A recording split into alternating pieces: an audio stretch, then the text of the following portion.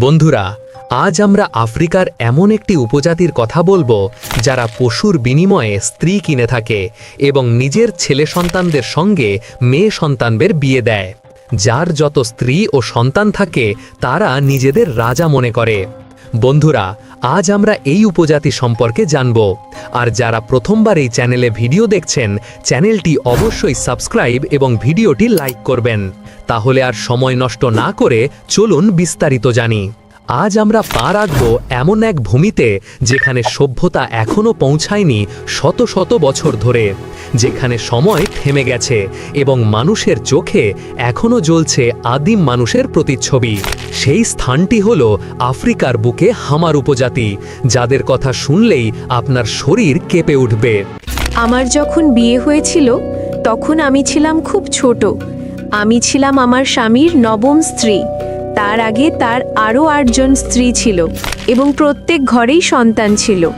বিয়ের পর আমি অনেক কষ্ট করেছি। এখন আমার ৩টে সন্তান আছে, কিন্তু এখনও আমাদের স্বামীরা অকারণে রাগ করে ও মারধর করে। এই উপজাতিতে বিয়েতে কোনো ভালোবাসা নেই। বিয়ে মানে লেনদেন, এবং সেই লেনদেনের মাধ্যম হচ্ছে গৃহপালিত পশু। একটি মেয়ের বিয়ের কোনো মতামত নেওয়া হয় না।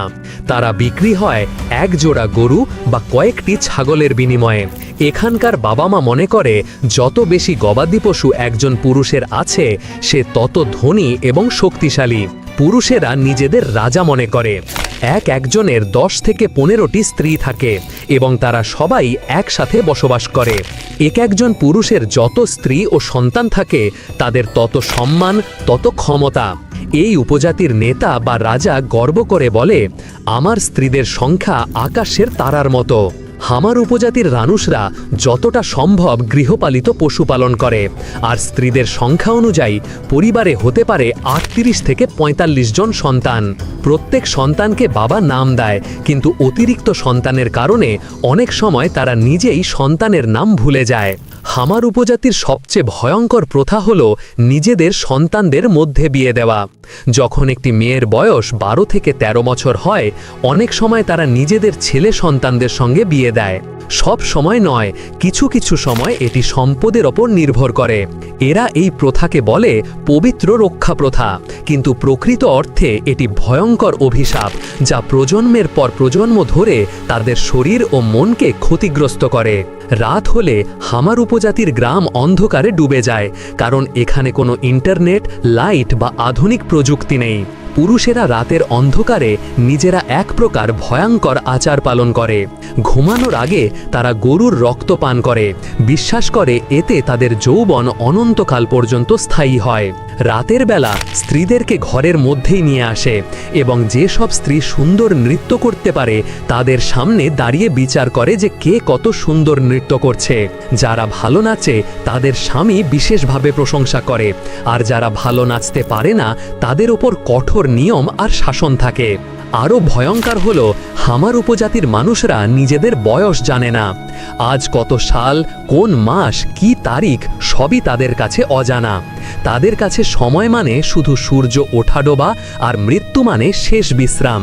তাদের জীবন চলে সূর্য অনুযায়ী, আর জন্ম ও মৃত্যু নিয়ে কোনো গণনা নেই। এই উপজাতির জীবন কখনো সাধারণ নয়। যখন বিভিন্ন দেশ থেকে পর্যটক আসে, তারা হামার উপজাতিকে বহু রহস্যময় আচরণ দেখানোর জন্য প্রস্তুত থাকে। তাদের আপ্যায়ন করা হয় এক ধরনের কফি দিয়ে, যা পশুর চামড়ার তেল ব্যবহার করে তৈরি করা হয়। পর্যটকরা পান করে, কিন্তু তারা জানে না সামনে যে উপজাতির লোকরা দাঁড়িয়ে আছে তারা এক আজব ভয়ঙ্কর জাতি।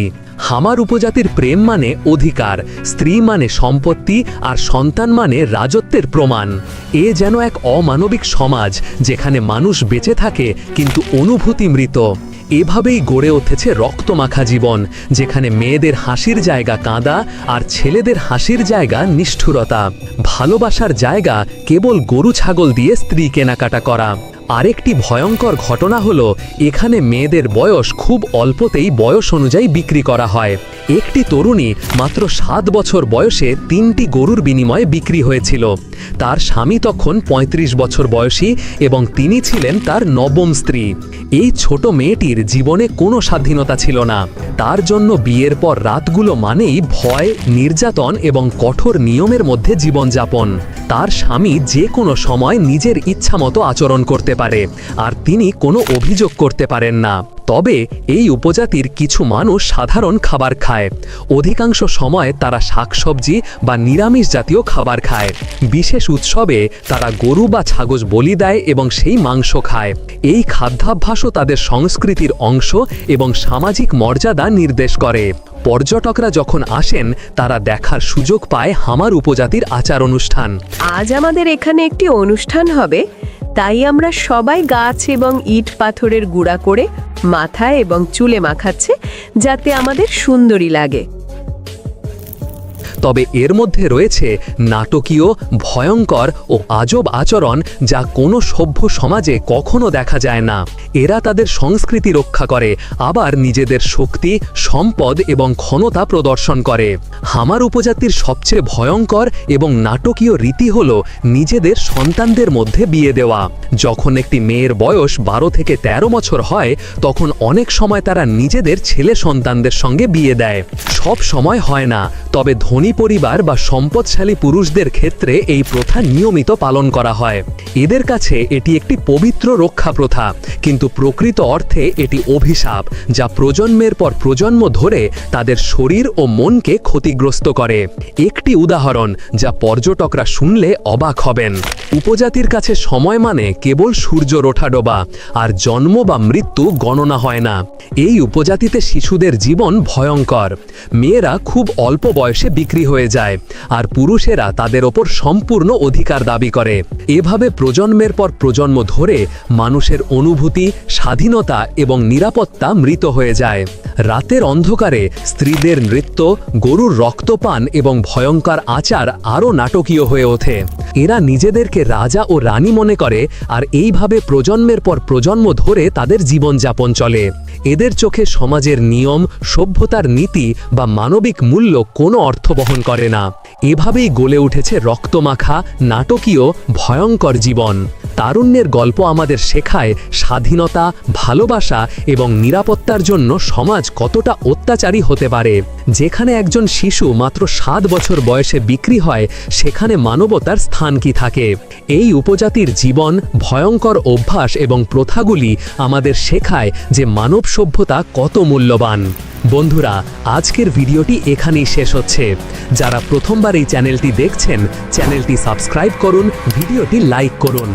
আপনাদের ধন্যবাদ, এবং মনে রাখবেন, পৃথিবীর প্রত্যেক কোণে রহস্য, নাটকীয়তা এবং অবিশ্বাস্য ঘটনা লুকিয়ে আছে।